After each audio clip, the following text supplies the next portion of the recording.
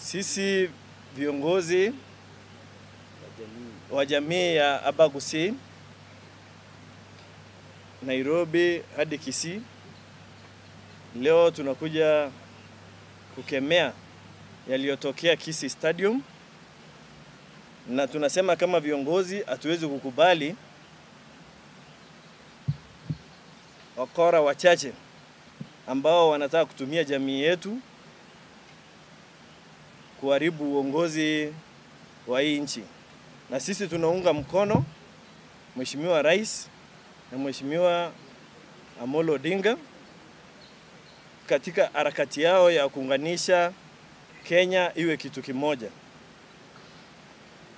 Na sisi tunaomba msamaha kwa niaba ya jamii yetu kwa yale yalitokea Kisii, na tukiapa ya kwamba sisi wote tuko nyuma ya serikali na muungano huu mpya wa broad based. Na vile mliona juzi hata Shabana FC ili condemn hii kitendo yenye ilifanyika Kisii.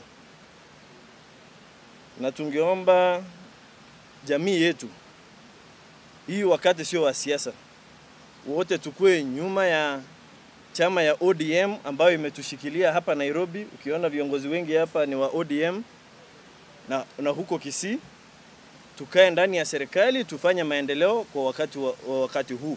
Wakati wa siasa ikifika, tutafanya hiyo siasa. Na tutakubali